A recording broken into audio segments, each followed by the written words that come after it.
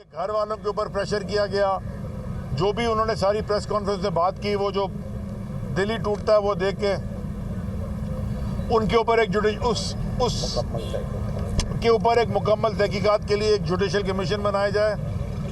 اور تیسرا, جو شہید ارشد شریف کے ساتھ جو واقعات ہوئے, پہلے کہا کہ جی وہ کیا کہتے ہیں کراس فائر تھا یا مسٹیکن آئیڈینٹی تھی. پھر انہوں نے کہا کہ جی وہ گاڑی روکی نہیں, اندر سے فائر ہوا, پیچھے سے فائر کر دیا. آپ بعد میں کچھ اور کہانی, بعد میں کہا چوری کی گاڑی. اور بعد میں پتہ چلا کہ جی ان کی باڈی جب آئی ہے, پوسٹ مارٹم ہوا ہے کہ ان کے اوپر ٹارچر کیا گیا ہے, اور ٹارچر کرنے کے بعد ان کو شہید کیا گیا.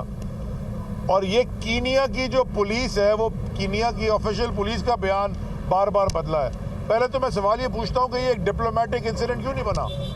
پاکستان کا شہری, ورلڈ رینونڈ انویسٹیگیٹو جرنلسٹ, اگر اس کے اوپر ایک دوسرے ملک میں اس کو قتل کر دیا جاتا ہے, شہید کر دیا جاتا ہے, اور اس ملک کی پولیس بار بار اپنا بیان بدل رہی ہے اور ان کو جھوٹ پکڑا گیا جب یہاں آ کے پوسٹ مارٹم ہوا, تو پھر ایک ڈپلومیٹک انسیڈنٹ اس کو کیوں نہیں بنایا؟ کیوں نہیں ان کے سفیر کو بلایا گیا فارن آفس نے, اور کیوں سوال نہیں پوچھا گیا؟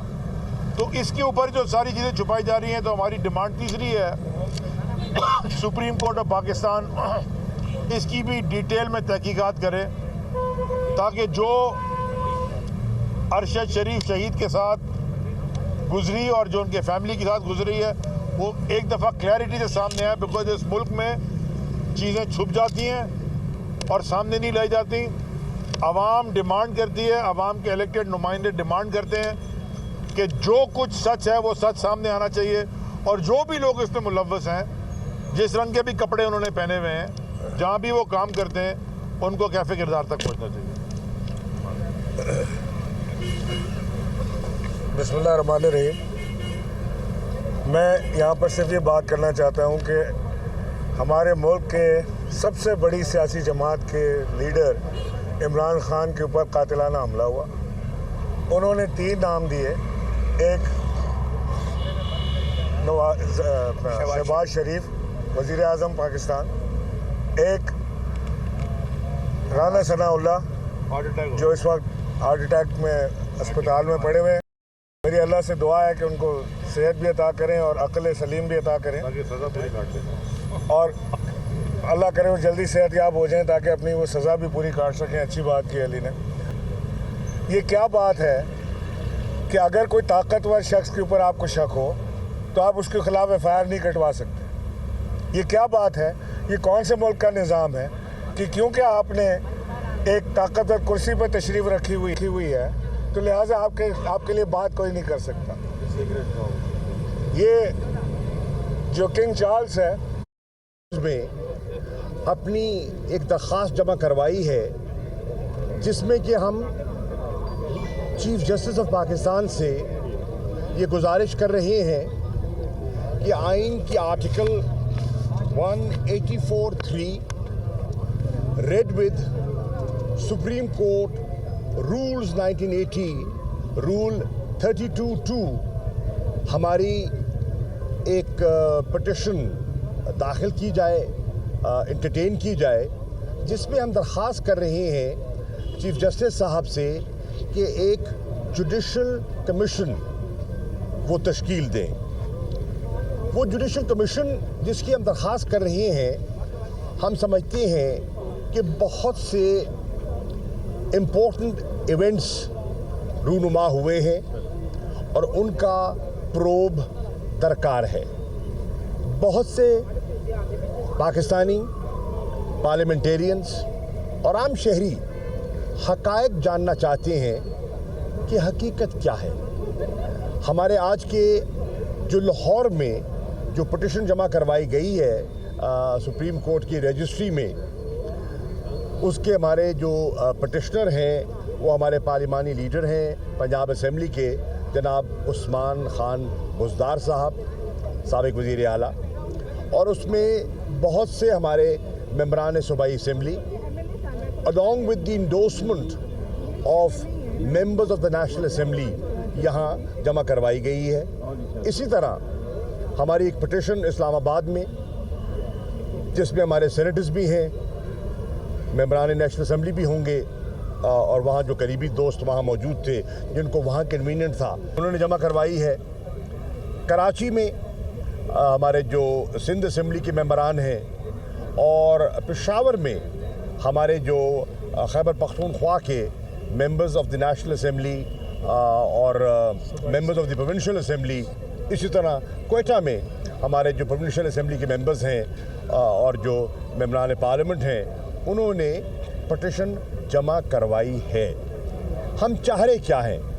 بنیادی طور پر ہم نے جو پروب کی ہم درخواست کر رہے ہیں, جو جوڈیشل کمیشن کی ہم درخواست کر رہے ہیں, ہم چاہتے ہیں کہ 3 نقطوں پر وہ توجہ دیں.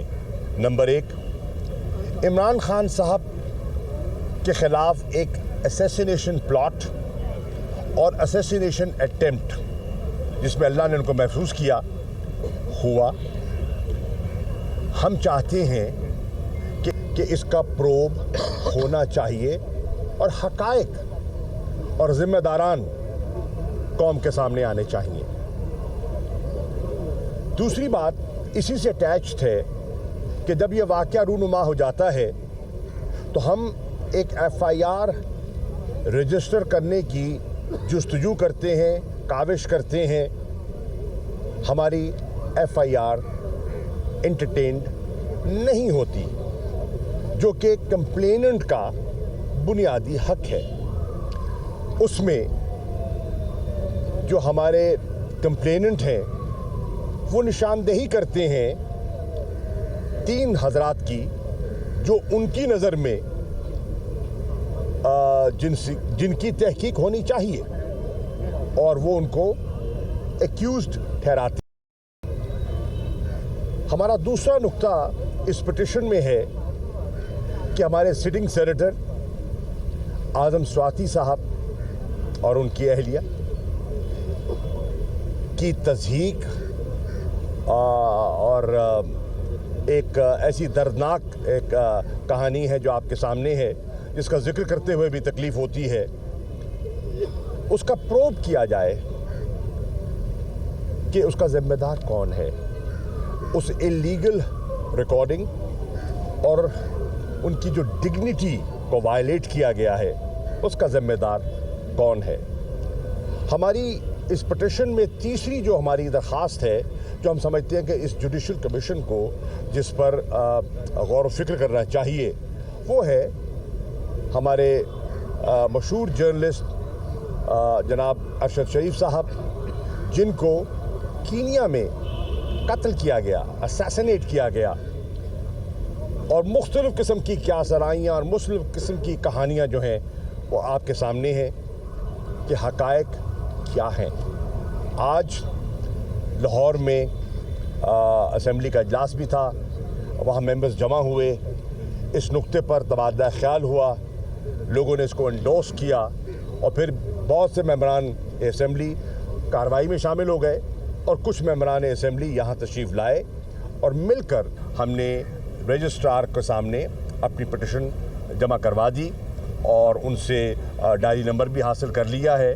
اور ہماری اب خواہش ہے کہ چیف جسٹس صاحب اپنی پہلی فرصت میں اس پر کاروائی اور حکم فرمائیں گے. Thank you. اچھا, بسم اللہ الرحمن الرحیم. بات کر لیں, بعد میں کوشچن کر لیں. بسم اللہ الرحمن الرحیم.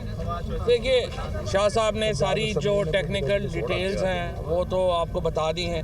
3 بنیادی معاملات ہیں جن کے اوپر ہم سپریم کورٹ سے چاہتے ہیں کہ وہ مہربانی کریں اور نوٹس لیں. ایک معاملہ ہے جو عمران خان صاحب کے اوپر قاتلانہ حملہ ہوا, اس کا جو FIR ہے وہ درج نہیں ہو رہی ہے.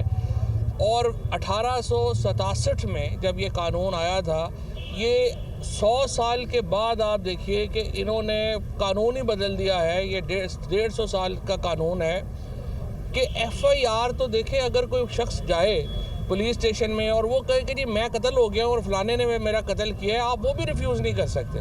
آپ نے درج کرنا ہے, اور اگلے لمحے آپ اس کو جو ہے وہ کہیں گے نہیں پروف یہ غلط ثابت ہوا ہے. سو یہ قانون تو بڑا واضح ہے کہ میں کہتا ہوں کہ یہ لوگ جو ہیں یہ شامل ہیں اس میں, اس اسیسینیشن اٹیمپٹ میں. آپ اس کے اوپر پرچہ کریں گے. اعظم سواتی صاحب کے ساتھ جو معاملہ ہوا اور ارشد شریف, देखिए, मैं चीफ जस्टिस साहब से गुजारिश करूंगा, सुप्रीम कोर्ट के इदारे को इतना कमज़ोर ना कर दें कि फिर लोग उसकी तरफ देखना ही छोड़ दें। इस वक्त पाकिस्तान में अदालतों का और इदारों के ऊपर लोगों का एतबार बड़ा कम हो गया है। आज आप देखें पाकिस्तान में बिज़नेस कॉन्फिडेंस क्या है, 88% बिजनेसमैन कह रहे हैं कि यहाँ बिज़नेस के हालात ही नहीं हैं। पाकिस्तान में अदालतों, अब जो ब्रिटिश कोर्ट का भी फैसला आया जिसमें इल्तवा के ऊपर उन्होंने शहबाज शरीफ को जुर्माना किया, उसका कंपैरिजन हो रहा है पाकिस्तान के अदालती निज़ाम से। और ये मैं चीफ जस्टिस साहब को और जो हमारे सीनियर जजेस हैं और स्पेशली हमारे हाई कोर्ट के चीफ जस्टिस साहिबान, देखिए आपके कंपैरिजन हो रहे हैं दुनिया के साथ और पाकिस्तान की अदालती निज़ाम का कोई तासुर अच्छा नहीं जा रहा और लग रहा है कि ये तो बिल्कुल एक बनाना रिपब्लिक बन गया पाकिस्तान, जिसमें जो चाहे जो मर्ज़ी करा ले। इसलिए आपको ज़रा असर्ट करना पड़ेगा। और दूसरी बात, पाकिस्तान में बंद कमरों में फ़ैसले नहीं हो सकते। ये जो क्राइसिस भी है, अगर सुप्रीम कोर्ट ने आर्टिकल 69 की नई तशरीह करके और स्पीकर के इख्तियारात में तजावुज़ ना किया होता और आज मुल्क में नए इंतखाबात हो चुके होते, पाकिस्तान आज बेहतर सूरत हाल में होता। सियासी फैसले सियासतदानों ने करने होते हैं, पार्लियामान ने करने होते हैं। जहाँ पे फैसले नहीं करने होते वहाँ पे सुप्रीम कोर्ट और अदालतें जो हैं वो फ़ौरन फैसलों पे आ जाती हैं और जहाँ करने चाहिए वहाँ पे आप मिन्नतें तरले करके थक जाते हैं, वहाँ पे वो टस से मस नहीं हो रहे होते। सो इससे अदालती निज़ाम का एक बहरान खड़ा हो गया है पाकिस्तान के अंदर और यही हालात जो हैं वो बाकी इदारों के हैं। पाकिस्तान में तहरीक इंसाफ इदारों का एहतराम बहाल कराने के लिए ये जंग लड़ रही है। हमारी लड़ाई आइन की बहाली के लिए है, जमहूरियत की बहाली के लिए है और इदारों के वक़ार की बहाली के लिए है। इदारों ने गलत फ़ैसलों से अपने आप को बड़ा नुकसान पहुंचाया है। हमें इदारों को अपने पाँव पे ऊपर खड़ा करना है। इसीलिए हमने, चाहे वो आर्मी चीफ़ की तकर्री का मामला हो या कोई और मामला हो, हमने मुतनाज़ा नहीं किया। हमने कहा है कि तनाज़ों से बचें और इसको आगे लेकर मामलात को चलें। अब भी मैं ये समझता हूँ कोर्स करेक्शन पाकिस्तान के अंदर एक कंसेंसस है, एक इत्तफाक़ राय है कि जो रजीम चेंज ऑपरेशन किया गया था वो गलत था। रजीम चेंज ऑपरेशन के नतीजे में पाकिस्तान में बहुत ज़्यादा अदम इस्तेहकाम पैदा हुआ है। अब आपके पास दो रास्ते हैं, या तो आप कोर्स करेक्शन करेंगे और या आप कहेंगे कि नहीं गलत फ़ैसला हुआ है लेकिन इसी गलत फ़ैसले को सारे लोग मान के चलें। लोग भेड़ बकरियां नहीं हैं, लोगों ने इस तरह से फ़ैसलों को नहीं मानना। Course correction is the only way forward. आप इस फ़ैसले को दुरुस्त करें। हम इस सिलसिले में हर मुमकिन ताउन जो है वो कर रहे हैं, हम हर मुमकिन ताउन करेंगे भी। और एक बात, जो आखिरी बात ये है, पाकिस्तान में उस वक़्त तक मामला ठीक नहीं हो सकते जब तक आप ultimate orbiter people of Pakistan को तस्लीम नहीं करते।